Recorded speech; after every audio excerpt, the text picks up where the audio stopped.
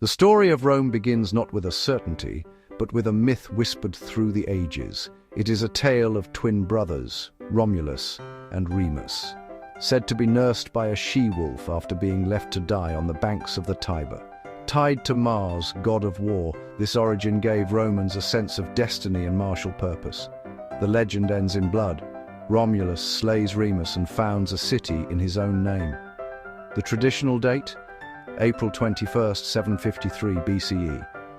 Rome began as rustic huts on 7 low hills, strategically near the Tiber for water and trade, a lifeline for commerce. With the last king expelled, Rome established the Republic, res publica, the public thing. Power became a shared responsibility, at least in theory. 2 annually elected consuls replaced the king, limiting any one man's power. The Senate, heads of patrician families, advised consuls but wielded immense influence. Senators held office for life, controlled finances, directed foreign policy and debated laws. Citizens' assemblies voted and elected officials, yet the system favored the wealthy. The struggle between patricians and plebeians reshaped Rome. Plebeians won tribunes who could veto magistrates. Around 450 BCE, the 12 Tables, Rome's first written law, set equal standards for citizens, public, visible, and foundational to Western law. Reforms strengthened Rome. The Republic rose to master the Mediterranean. Disciplined legions of citizen soldiers powered its ascent. The Punic Wars left Rome dominant in Sicily, Spain, and North Africa. Wealth, resources, and ideas flooded in, but so did social and economic strain. Inequality widened, politics polarized, and stress lines formed in the state's foundations. The Republic had grown beyond the city it was built to govern. Civic duty eroded, factionalism and gridlock took root. Success bred stress. The empire expanded, society frayed, veterans returned to neglected farms, debt and vast slave-worked estates. The countryside emptied, the cities swelled with a volatile urban proletariat. Inequality yawned, instability followed. Patronage spiraled, ambitious politicians dangled land, grain and games. City-state institutions buckled under imperial weight. The Gracchi pushed land reform as tribunes of the plebs. The senatorial elite resisted. Both brothers were murdered. Politics turned to violence. Rome entered a century of civil strife. Marius reformed the army. Generals drew loyalty from soldiers, not the state. Sulla marched on Rome, setting a perilous precedent. The Republic devolved into brutal civil wars. Its foundations cracked. Once armies served personal ambition, the constitutional guardrails were effectively gone. Into this chaos, a singular figure moved with audacity. The die had not yet been cast, but it soon would be. Gaius Julius Caesar, strategist, orator, and shrewd patrician politician. With Pompey and Crassus, he bypassed a gridlocked Senate. As governor of Gaul, Caesar waged brilliant, if brutal, campaigns.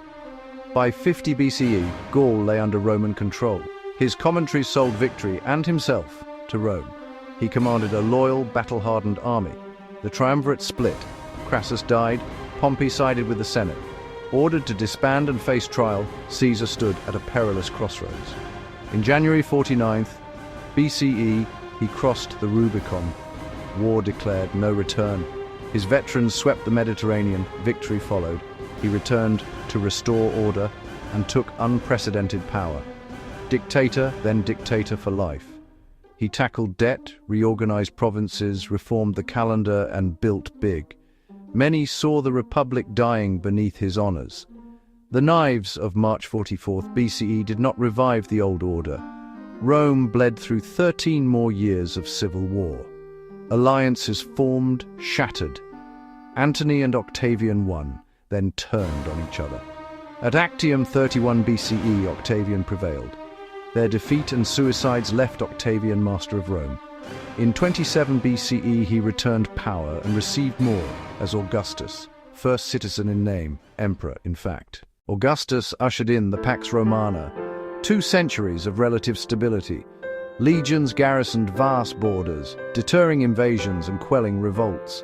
Service offered citizenship, binding peoples to Rome.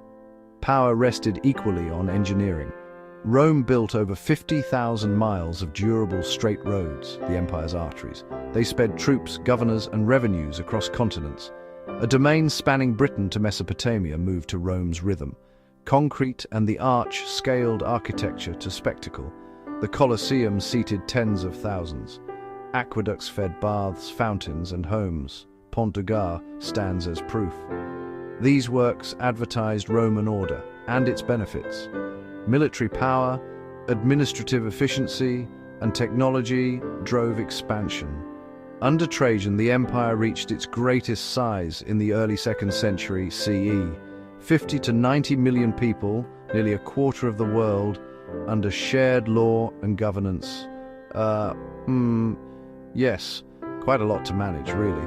The imperial machine knit a Greco-Roman culture whose echoes still travel Rome's stone roads. The Pax Romana's sheen concealed deepening structural problems. Armies, bureaucracy, infrastructure, and bread and circuses devoured revenue. Taxes grew oppressive, while the wealthy often found ways around them.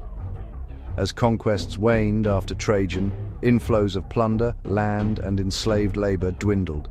Emperors debased currency. Inflation surged, savings shrank, instability followed, and trade grew risky. Augustus's system lacked clear succession. Praetorians made and unmade emperors. Dozens of generals rose and fell in near-constant civil war. External pressure mounted from the north. In the east, the Sassanids challenged Roman power. War, plague, and collapse sapped Rome's strength. Diocletian divided administration in 285 CE, east and west. The Tetrarchy sped responses and briefly stabilized the empire. Over time, the wealthier urban east eclipsed the increasingly fragile west. While the west declined, the Eastern Roman Empire, Byzantium, thrived for 1,000 years. The Visigoths sacked Rome in 410. In 476, Romulus Augustulus fell, marking the Western Empire's end. Yet Roman law, public, written equal before the law, became the bedrock of Western justice. Roman engineering shaped our cities. Roads, concrete, arches, vaults, and domes endure. Our political language and institutions trace Roman lines. And if the scale feels overwhelming, remember, even Romans who built aqueducts probably lost socks in the wash.